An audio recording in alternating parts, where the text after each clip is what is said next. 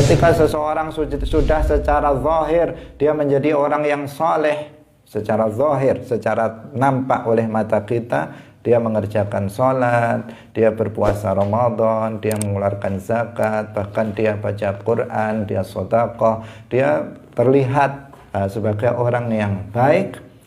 Tetapi ketika di dalam hatinya masih ada riya, ketika di dalam hatinya itu belum bisa ikhlas, nggak ada kesabaran, tidak ada syukur, tidak ada ridha, maka seseorang juga tidak akan bisa menjadi seorang waliyun min auliyaillah. Karena dia harus istiqamah dalam menjalankan semua kewajiban, baik itu kewajiban zahir maupun kewajiban batin. Salatullah, salamullah, alal hadi, Rasulillah. Assalamualaikum warahmatullahi wabarakatuh.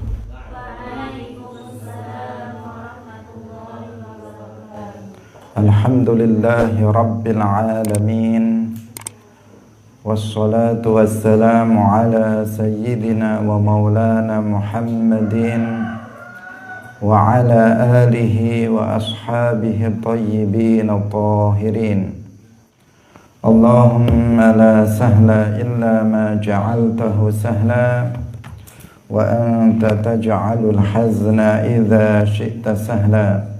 Allahumma arzuqna al-ikhlasa fil niyyati wal qawli wal amal wa ba'du.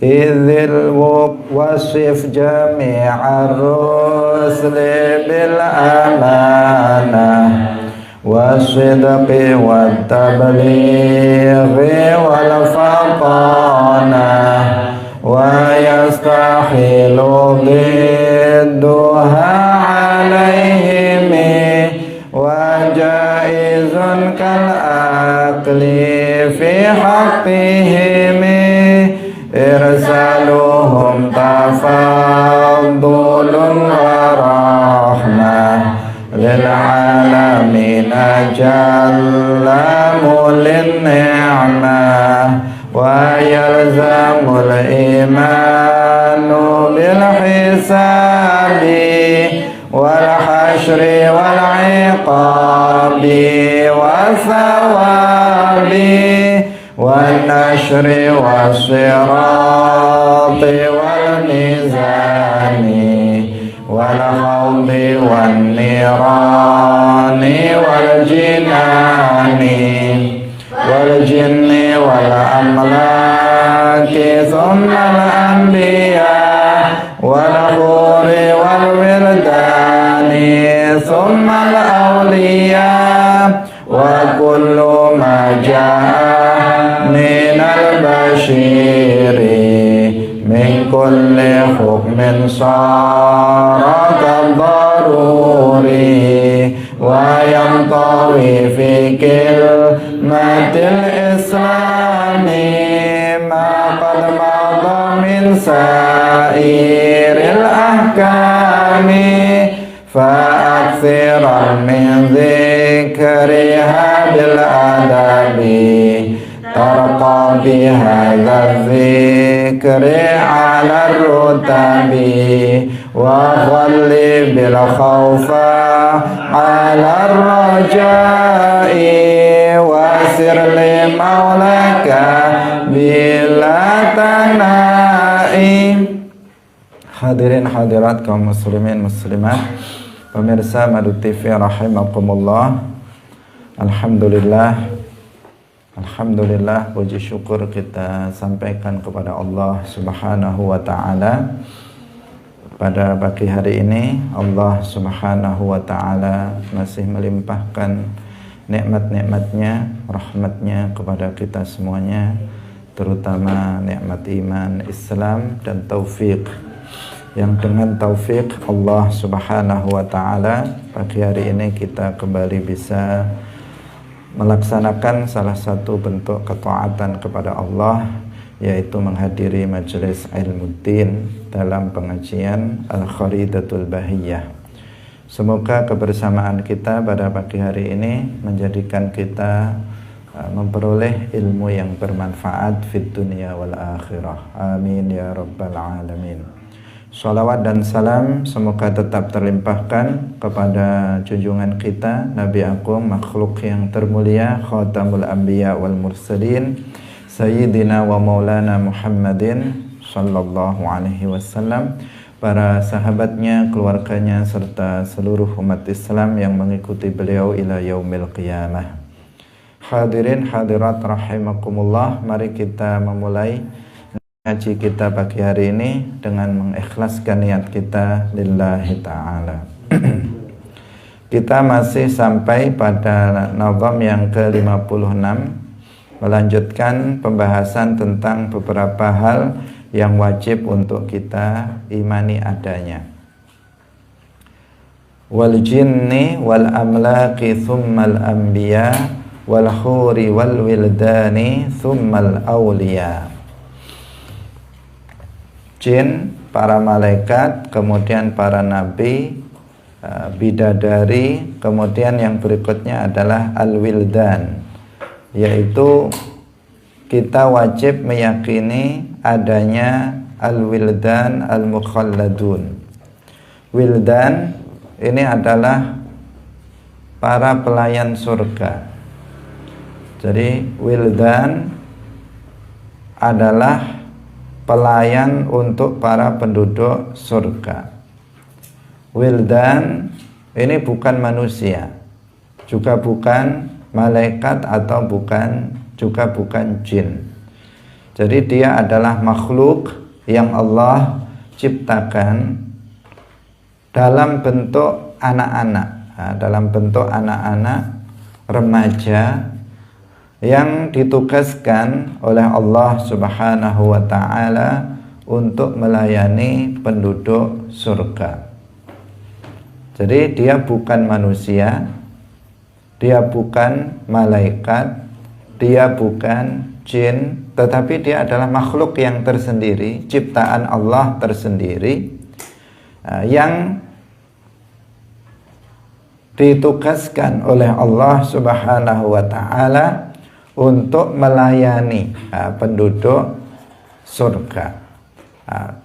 Dari sisi bentuknya, dia seperti anak-anak remaja, seperti manusia yang berusia remaja, sekitar umur 14 tahun, 13 tahun, seperti itu. Jadi yang masih remaja belia, sekitar umur 12, 13, 14 tahun. Nah, tugas mereka ini adalah melayani penduduk surga. Nah, setiap penduduk surga itu minimal memiliki 10.000 wildan. Nah, jadi setiap penduduk surga, seorang mukmin itu ada pembantu yang bernama wildan. Ini berapa? 10.000 al-wildan al-mukhalladun. Nah, bayangkan jika seseorang dilayani satu orang saja sudah sangat ringan. Ini yang melayani ada 10.000 minimal. Minimal itu paling sedikit. Serendah-rendahnya derajat seseorang di dalam surga, maka pelayannya itu ada 10.000 wildan. Bagaimana dengan yang mereka yang derajatnya lebih tinggi? Maka lebih dari 10.000 al-wildan. Dan tugas mereka melayani semua apa yang dibutuhkan oleh manusia penduduk surga, maka itu semuanya bisa dipenuhi dengan sangat mudah dengan adanya mereka. Hadirin hadirat yang dirahmati oleh Allah Subhanahu wa ta'ala, para pelayan surga yang bernama wildan mukhalladun, wildan yang mereka diabadikan, mereka akan dalam bentuk seperti itu, tidak akan menua, tetap dalam bentuk seperti itu dan akan tetap menjadi penduduk surga selamanya, menjadi pelayan penduduk surga selamanya, sehingga disebut wildanun mukhalladun, tetap wildan terus, enggak menjadi, itu dan dari kata walad. dia tetap menjadi seorang muda belia selamanya, sehingga disebut dengan sebutan wildan.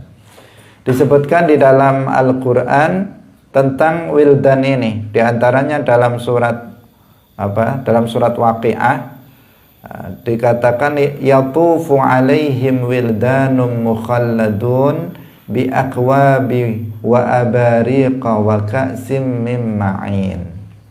Yatufu alaihim wildanum mukhalladun, berkeliling atas mereka penduduk surga. Berkeliling siapa? Wildanun mukhalladun, yaitu wildan yang menjadi pelayan-pelayan penduduk surga, itu berkeliling terus menerus bi akwabin, bi akwabi wa abariqa wa ka'sim min ma'in, dengan membawa gelas-gelas, kemudian membawa ceret-ceret, teko, wa ka'sim min ma'in, wa ka'sim min ma'in, membawa gelas, ceret, minuman yang berisi air yang mengalir. Hadirin hadirat rahimakumullah.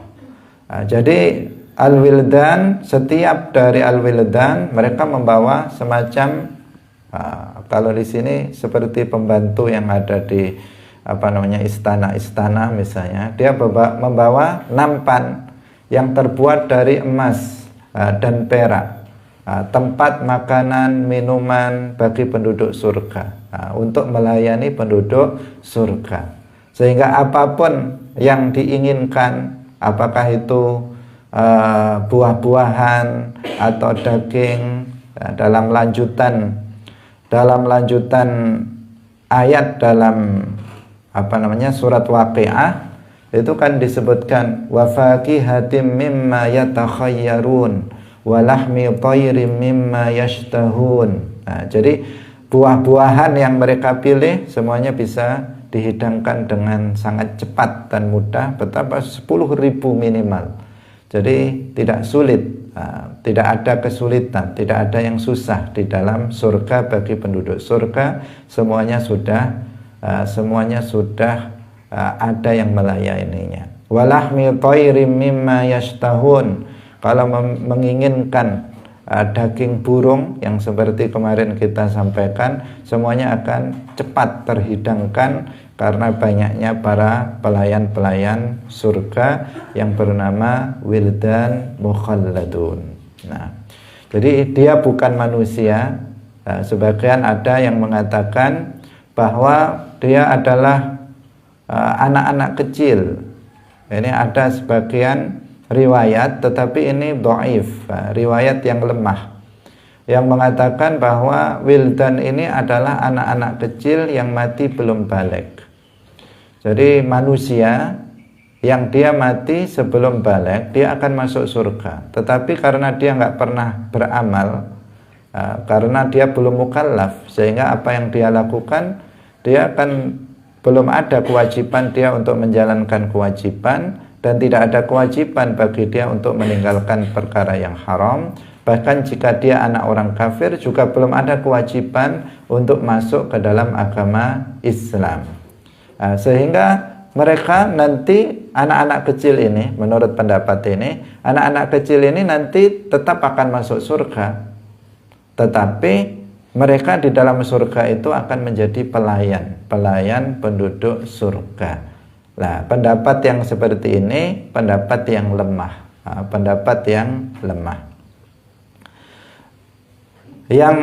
Yang kuat adalah pendapat yang tadi kita sampaikan, bahwasanya wildan itu bukan manusia, dia juga bukan malaikat, dan dia juga bukan jin, tetapi dia adalah makhluk yang tersendiri yang Allah ciptakan. Sebagaimana kemarin kita jelaskan tentang bidadari al-hur al-ain, dia bukan manusia, bukan jin, bukan malaikat, tetapi makhluk tertentu yang Allah ciptakan, jenis makhluk tertentu yang Allah ciptakan untuk dinikahkan dengan kaum laki-laki dari penduduk surga. Demikian juga wildan ini bukan manusia, bukan jin, bukan malaikat, tetapi makhluk tertentu yang Allah ciptakan khusus untuk melayani penduduk surga. Hadirin hadirat yang dirahmati oleh Allah Subhanahu wa taala. Dalam ayat yang lain tentang wildan ini disebutkan dalam surat Al-Insan ayat 19. Jadi karena itulah maka wajib kita untuk mengimani adanya, karena memang telah disebutkan di dalam Al-Quran.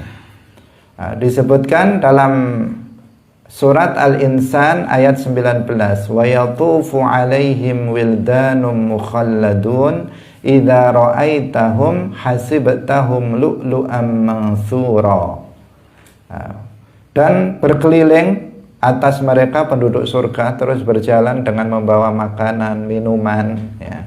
Siapa? Wildanum mukhalladun idza ra'aitahum, jika kamu melihat wildan ini yang berkeliling dengan membawa nampan penuh dengan makanan, minuman, maka kamu akan menyangka mereka adalah mutiara yang bertaburan. Artinya mereka memang pelayan-pelayan yang memang juga menunjukkan keindahan. Di dalam surga memang nggak ada yang tidak indah.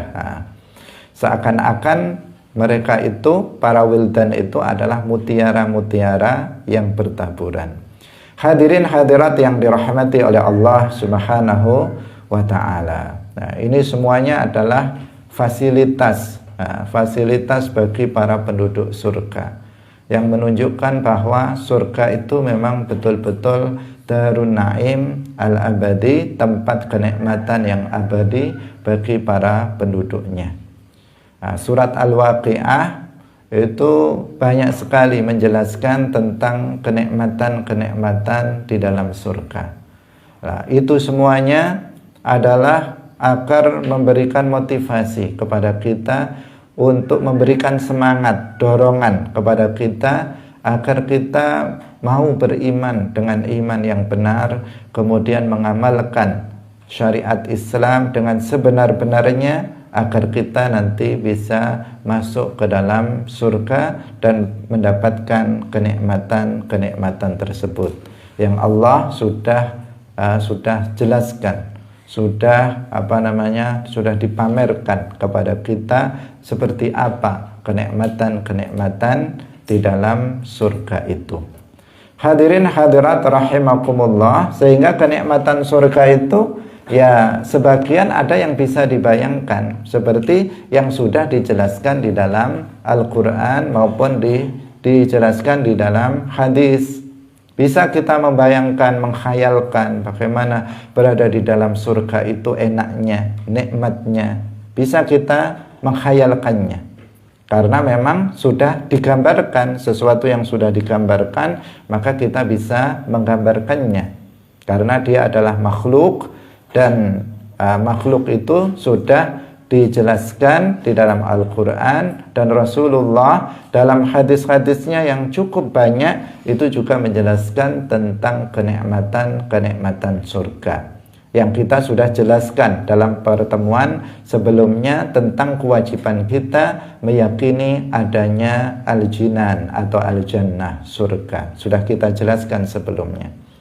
Adapun yang nikmat surga yang dikatakan dalam hadis qudsi, ma la ainun ra'at wala udhunun sami'at wala khatara ala qalbi basharin.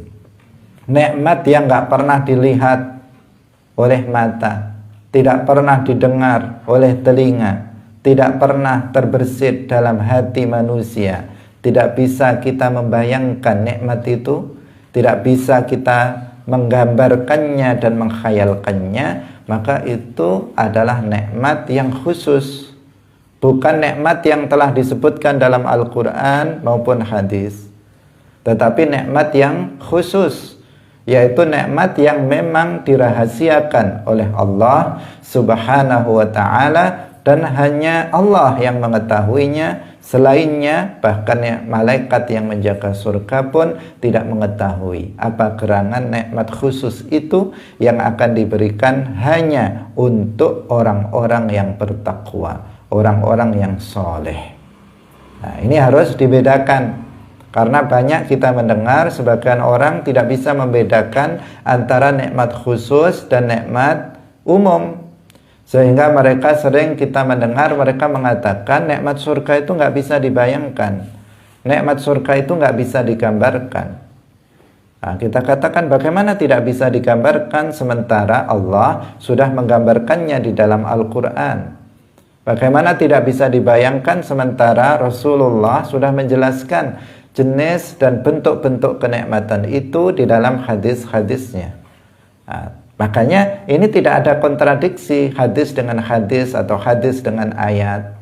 Nah, yang menjelaskan bahwa nikmat surga itu tidak pernah ada mata yang melihatnya, telinga yang mendengarnya, atau hati yang terlintas tentangnya, maka ini adalah nikmat khusus. Sementara nikmat-nikmat yang sudah ada gambarannya dalam Al-Quran dan hadis itu adalah nikmat umum yang diberikan kepada seluruh penduduk surga, baik yang soleh, bertakwa maupun dia yang fasik.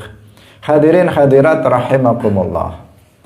Nah, ini tentang al-wildan. Kemudian kita berlanjut yang terakhir dari nazam ini, tsummal awliya. Tsummal awliya, kita wajib meyakini adanya wali. Awliya jamak dari waliyun. Waliyun awliya'u. Siapa wali itu? Al-waliyu huwal mu'min al-mustaqim fi ta'atillah.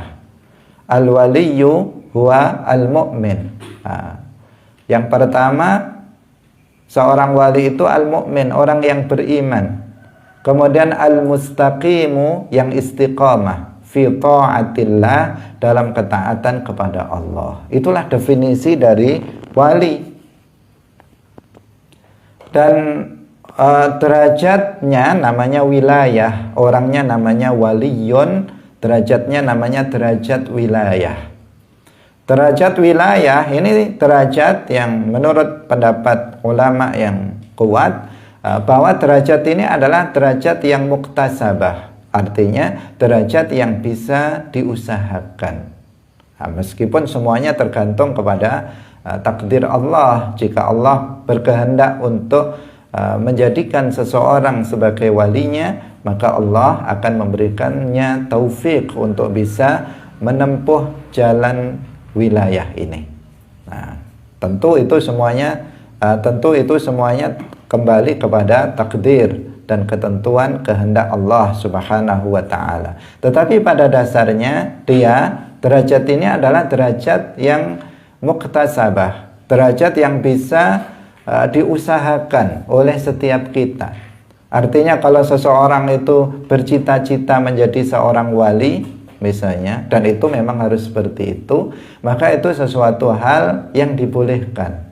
Nah, saya harus jadi wali misalnya, maka itu ya memang harus seperti itu. Setiap orang menginginkan untuk mendapatkan derajat takwa, derajat wilayah, derajat yang mulia indallah.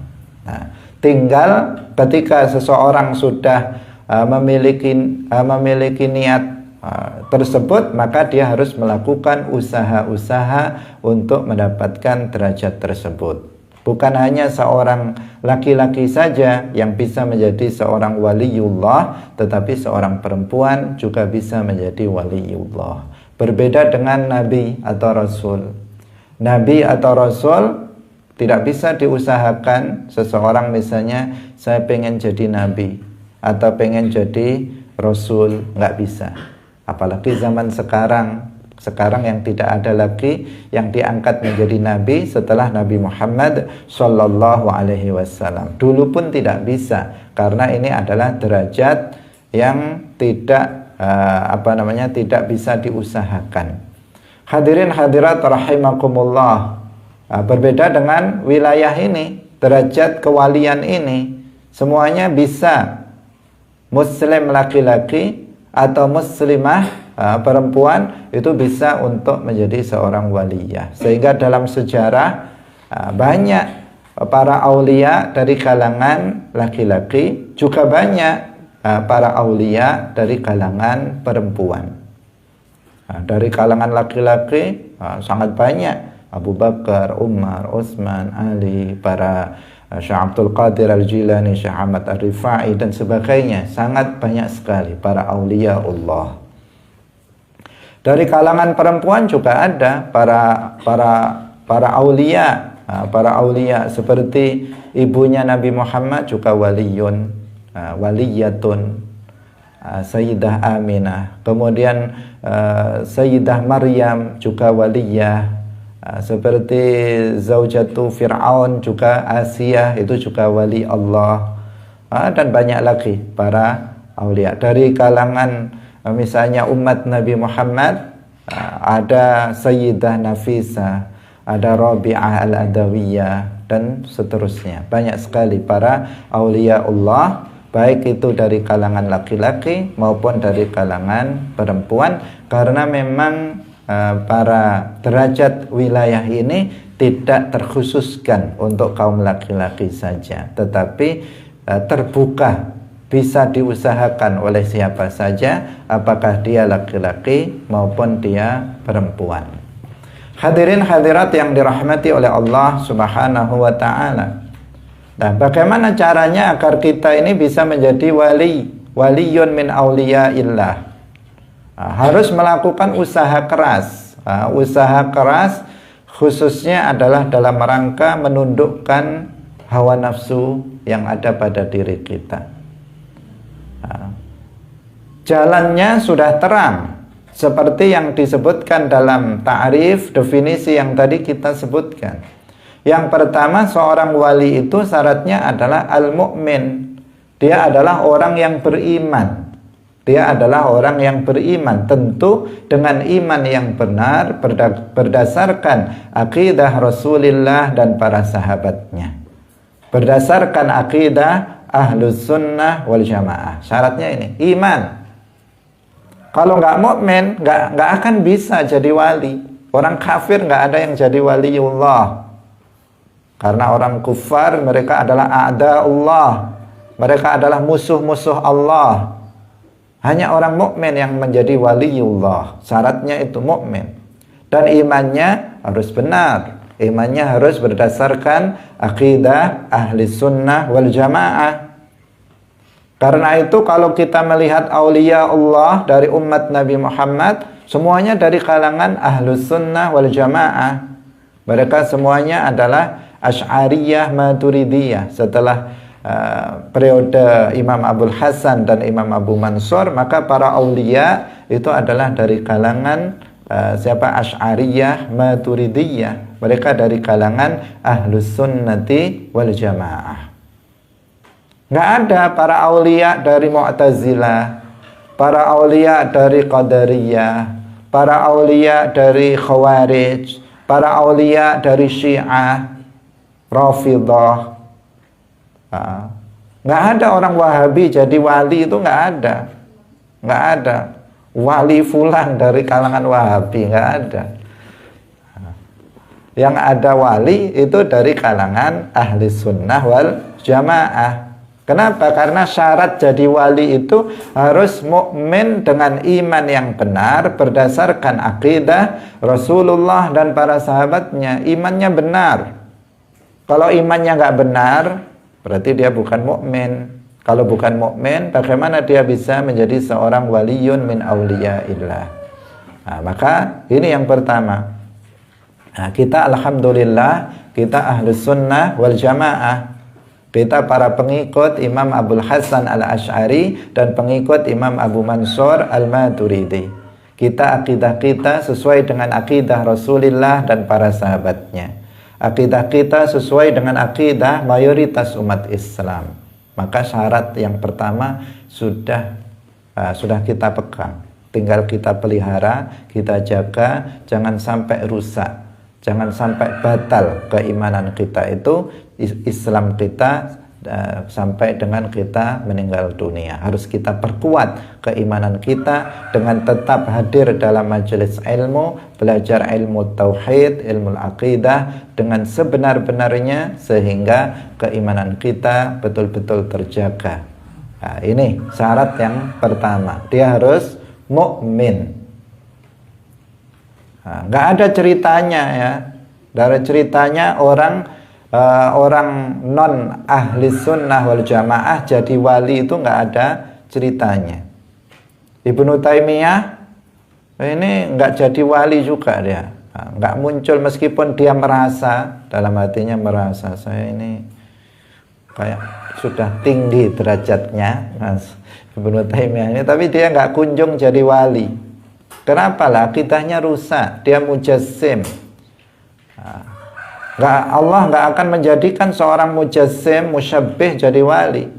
Mattakhadallahu waliyan mujassiman, mattakhadallahu waliyan musyabbihan. Allah tidak akan menjadikan seseorang yang musyabbih menjadi seorang wali. Seseorang yang mujassim, yang meyakini paham tajsim, tasybih, nggak akan mengangkatnya menjadi seorang wali. Waliyun min awliyaillah. Ibnu Taimiyah juga begitu. Karangan kitabnya sudah banyak, hafalan Qur'annya, hadisnya, masail, tapi nggak jadi wali. Kenapa? Ya karena dia imannya tidak benar, dia mujassim, dia musyabbih. Bagaimana dia bisa menjadi seorang wali? Akhirnya karena dia nggak jadi wali, nggak ada karomah pada dirinya, kemudian dia menfitnah sana, menfitnah sini, menfitnah para aulia, menfitnah para wali-wali Allah, termasuk para aulia dari kalangan thariqah Rifa'iyah itu difitnah oleh Ibnu Taimiyah. Diserang habis-habisan oleh Ibnu Taimiyah dengan berbagai macam dalih tentang karomah-karomah yang ada pada para aulia dari kalangan thariqah Rifa'iyah. Karena Syekh Ahmad Ar-Rifa'i Al-Kabir, pendiri thariqah Rifa'iyah, beliau seorang wali besar, wali kutub, beliau Sultanul Aulia setelah Syekh Abdul Qadir Al-Jilani, dan banyak sekali dari kalangan para murid-murid beliau yang kemudian menjadi aulia Allah. Di antara karomah-karomah mereka adalah mereka kalau masuk ke dalam api tidak terbakar oleh api. Itu karomah yang terkenal dari kalangan para aulia, dari para murid-muridnya Syekh Ahmad Ar-Rifa'i Al-Kabir. Tetapi Ibnu Taimiyah ada hasud di dalam hatinya sehingga dia mengatakan, oh itu hanya permainan saja, itu ada di badannya dioleskan sesuatu kemudian biar nggak terbakar oleh api. Ini adalah apa? Ini cara yang dilakukan oleh musuh-musuh para aulia, para wali, dalam rangka karena hasud, karena mereka tidak bisa melakukan itu, sehingga yang dilakukan kemudian adalah memutarbalikkan kenyataan. Hadirin hadirat yang dirahmati oleh Allah Subhanahu wa taala. Jadi wali itu mukmin, seorang mukmin. Yang kedua adalah al-mustaqim fi taatillah. Seorang wali itu adalah orang yang istiqamah dalam ketaatan kepada Allah. Istiqamah artinya ajak itu terus menerus dalam ketaatan kepada Allah. Bukan kadang taat, kadang tidak. Kadang yang wajib dikerjakan, kadang ditinggalkan. Kadang yang haram ditinggalkan, kadang dilakukan. Bukan seperti itu. Tetapi mereka yang senantiasa terus menerus melaksanakan ketaatan kepada Allah Subhanahu wa ta'ala. Nah, ketaatan ini berupa apa? Ketaatan ini berupa adaul wajibat, yaitu melaksanakan perkara yang wajib. Adaul wajibat, melaksanakan perkara yang wajib. Dan ijtinabul muharramat, meninggalkan perkara yang diharamkan. Itu namanya taat. Seseorang menjalankan ketaatan artinya ketika seseorang itu telah menjalankan semua yang wajib dan meninggalkan semua yang diharamkan. Itu ya. Itu namanya apa? Taat. Yang pertama apa? Menjalankan kewajiban. Yang kedua menjalankan yang haram. Nah, Hadirin hadirat rahimakumullah, dan itu dilakukan secara istiqomah, secara terus menerus, tidak henti-hentinya sampai dia meninggal dunia. Itu syarat seseorang untuk bisa menjadi waliyun min auliyaillah. Apa-apa saja yang wajib seperti sholat 5 waktu dikerjakan tanpa pernah ditinggalkan, baik dalam keadaan normal, dalam keadaan bepergian, dalam keadaan sakit, maka dia tetap istiqamah untuk melakukannya. Soal puasa Ramadan, kemudian zakat jika dia memiliki mal zakawi yang telah memenuhi ketentuan syarat, pergi haji jika dia sudah mampu. Tetapi itu bukan, kalau nggak mampu haji bukan berarti nggak jadi wali. Karena apa? Haji wajib bagi yang mampu. Zakat wajib bagi orang yang memiliki harta zakawi, harta yang wajib dikeluarkan zakatnya dan telah memenuhi ketentuan. Jika tidak misalnya, ya tetap seseorang itu bisa menjadi wali karena memang dia tidak berkewajiban untuk itu. Dia juga harus berbakti kepada kedua orang tuanya, dia harus menyambung silaturahim, kewajiban hati ikhlas harus ada dalam setiap amal perbuatan yang dilakukannya. Dia harus ridha dengan takdir Allah, dia harus ada sabar, dia harus ada syukur, dia harus ada tawakkul ala Allah, muraqabah dan sebagainya di dalam hatinya. Kewajiban-kewajiban zahir semua dijalankan, kewajiban-kewajiban batin, qalbiyah semuanya juga dijalankan. Kewajiban-kewajiban zahir kita pada umumnya sudah melakukannya, kecuali yang tidak. Artinya kewajiban zahir, sholat, puasa, kita melakukannya. Meskipun ada yang istiqomah, ada yang tidak istiqomah. Secara umum kita istiqomah dalam menjalankan sholat misalnya. Tetapi ada kewajiban lain selain kewajiban yang zahir, yaitu kewajiban qalbiyah yang ini lebih sulit dan biasanya kita kena di sini. Ketika seseorang sudah secara zahir dia menjadi orang yang saleh, secara zahir, secara nampak oleh mata kita, dia mengerjakan sholat, dia berpuasa Ramadan, dia mengeluarkan zakat, bahkan dia baca Quran, dia sedekah, dia terlihat sebagai orang yang baik. Tetapi ketika di dalam hatinya masih ada riya, ketika di dalam hatinya itu belum bisa ikhlas, nggak ada kesabaran, tidak ada syukur, tidak ada ridha, maka seseorang juga tidak akan bisa menjadi seorang waliyun min auliyaillah. Karena dia harus istiqamah dalam menjalankan semua kewajiban, baik itu kewajiban zahir maupun kewajiban batin. Kewajiban zahir mudah untuk bisa istiqamah bagi sebagian orang, meskipun sulit bagi sebagian orang yang lain. Tetapi jika dibandingkan dengan kewajiban batin, maka dia lebih mudah. Kenapa? Karena bersifat terlihat. Yang terlihat itu terkadang dilakukan karena manusia, bukan karena Allah. Dan yang zahir itu terlihat, sehingga seseorang itu memiliki perhatian lebih dibandingkan dengan kewajiban yang tidak terlihat, yang ada di dalam hati. Sholat 5 waktu hukumnya wajib. Ikhlas di dalam melakukannya hukumnya juga wajib, sama wajibnya, sama-sama wajibnya. Tetapi seseorang lebih perhatian kepada sholatnya secara fisik, tetapi dia tidak memperhatikan bahwa ikhlas di dalam menjalankan sholat itu hukumnya juga wajib. Sehingga terkadang seseorang yang penting sholat tanpa memperhatikan hatinya apakah dia melakukannya dengan ikhlas atau tidak. Itu yang menggambarkan betapa bahwa melaksanakan kewajiban qalbiyah itu jauh lebih sulit dibandingkan dengan melakukan kewajiban zahirah. Belum lagi mengistiqomahkannya, mengistiqomahkan hati jauh lebih sulit daripada mengistiqomahkan perbuatan zahir.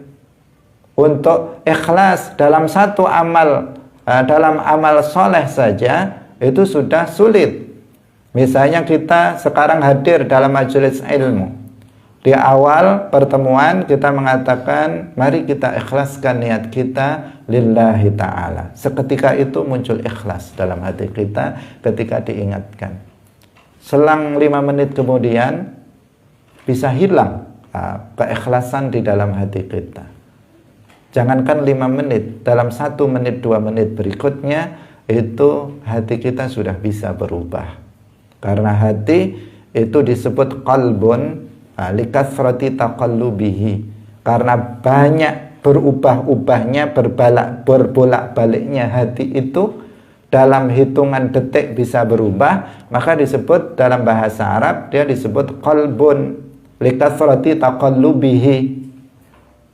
Sehingga untuk menetapkannya istiqomah namanya begini-begini, kalau diginikan tetap itu sulitnya bukan main.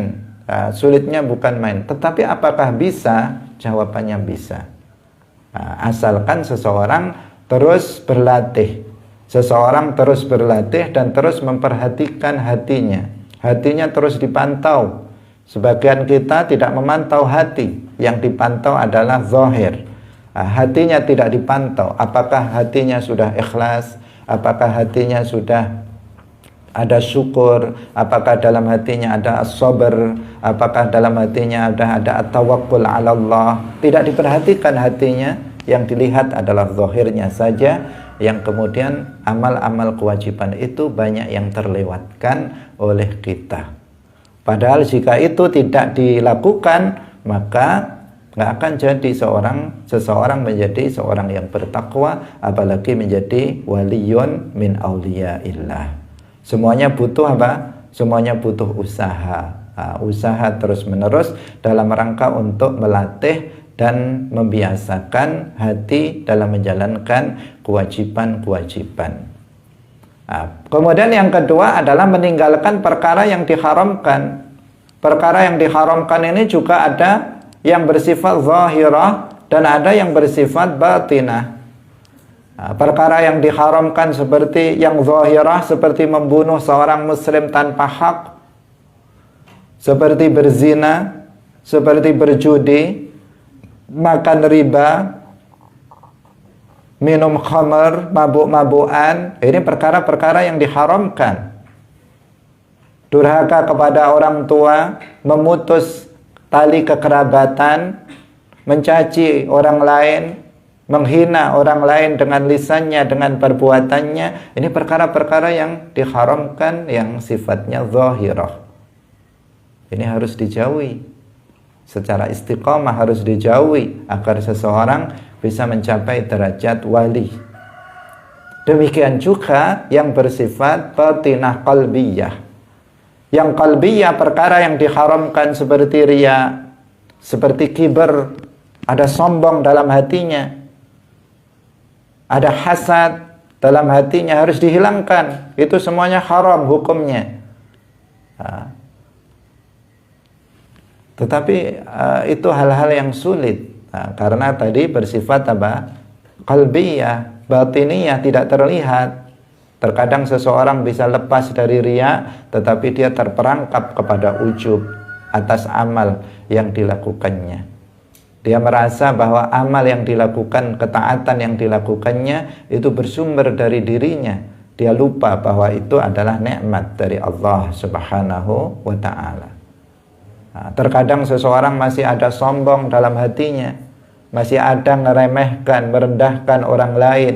Terkadang dia menghina orang lain dengan perbuatannya, dengan pandangannya, dengan ucapannya. Maka orang yang seperti ini, dia belum bisa meninggalkan seluruh perkara yang haram dan nggak akan bisa jadi wali. Seorang wali itu harus istiqamah dalam menjalankan semua yang wajib dan meninggalkan semua yang haram. Semua itu artinya terkait dengan kewajiban zahirah dan kewajiban batinah, terkait dengan perkara yang haram yang zahirah dan juga yang batinah. Semuanya harus kemudian yang wajib semuanya dijalankan, yang haram semuanya ditinggalkan. Baru seseorang dia telah mencapai derajat namanya takwa. Nah, derajat namanya takwa, belum jadi wali. Nah, jika dia kemudian meneruskan istiqomahnya itu, dia teruskan kepada amalan-amalan yang sunnah, meskipun dalam satu amalan sunnah saja, satu saja, tetapi dia istiqamah melakukannya, maka di sini dia sudah mencapai derajat wilayah. Dia melakukan amalan sunnah berupa satu saja, misalnya puasa Senin dan Kamis, itu saja, selainnya enggak. Dia hanya melakukan sholat rawatib saja, rawatib tertentu, sholat yang ba'diyah atau qabliyah tertentu saja, atau dia hanya tahajud secara rutin, istiqamah, tidak yang lainnya, hanya satu amalan sunnah saja, dia istiqamah, tidak pernah dia meninggalkannya. Nah, kalau dia meninggalkannya karena sesuatu hal, maka dia kemudian mengqadha'nya, maka orang ini sudah sampai kepada derajat derajat wilayah kewalian. Dia akan menjadi waliyun min auliyaillah. Hadirin hadirat rahimakumullah, mudah atau sulit? Mudah diceritakan, sulit untuk dilaksanakan. Dari sisi kalau diceritakan jalannya sangat terang, saya juga bisa menceritakannya. Tetapi untuk bisa meraih derajat ini sesuatu yang sangat sulit, sangat sulit. Selain ada setan yang selalu mengganggu kita, juga ada hawa nafsu ammaratun bisu yang senantiasa memerintahkan keburukan kepada diri kita. Sulit, sangat berat. Yang kita lawan adalah diri kita sendiri. Yang kita lawan adalah hawa nafsu yang ada pada diri kita ini. Itu yang sangat berat bagi kita. Lawannya ada pada diri kita, yang disebut dengan apa?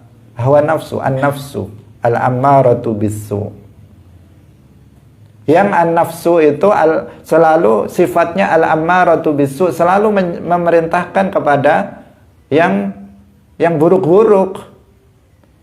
Dan hawa nafsu itu menyukai sesuatu yang menyenangkan, sesuatu yang menyenangkan, dan tidak suka sesuatu yang tidak menyenangkan. Ini yang jadi masalah. Yang jadi masalah adalah yang disukai oleh hawa nafsu itu yang enak-enak.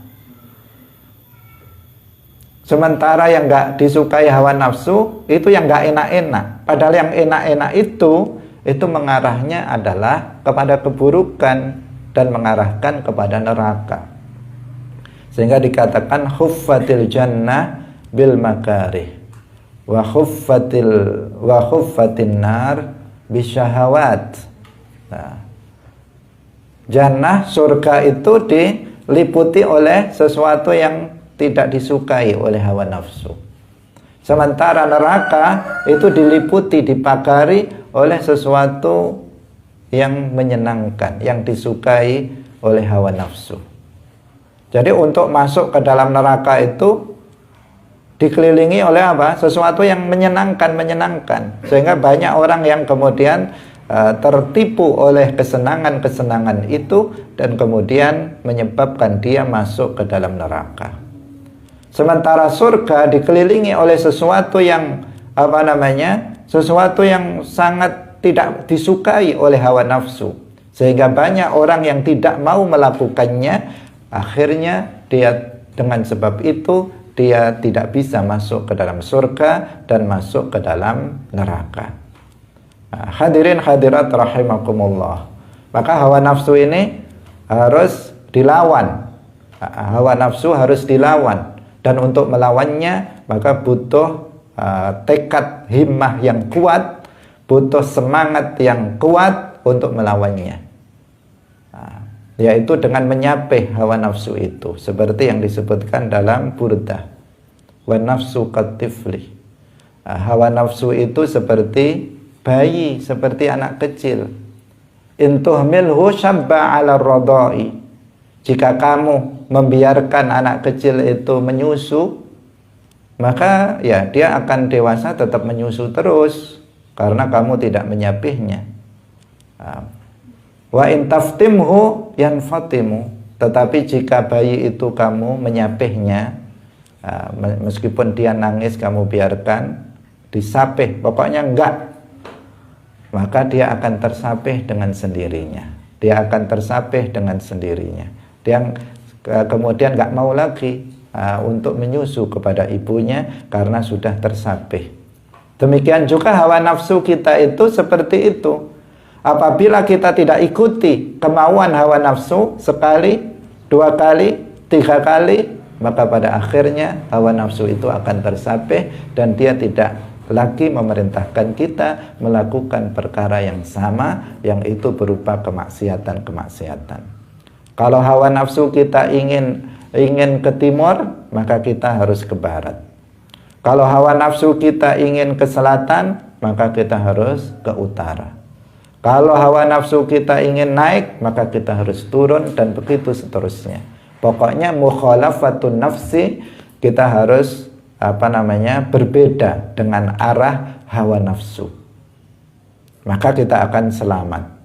Kita akan selamat, kita akan bisa menjalankan kewajiban dengan mudah dan istiqamah dalam melakukannya, dan kita akan mudah dalam meninggalkan perkara-perkara yang haram. Hadirin hadirat rahimakumullah. Jadi wali itu ada, dan wali yang termulia itu adalah Abu Bakar As-Siddiq radhiyallahu anhu. Abu Bakar, kemudian Umar bin Al-Khattab, kemudian Utsman bin Affan, kemudian Ali bin Abi Thalib. Ini adalah wali teragung.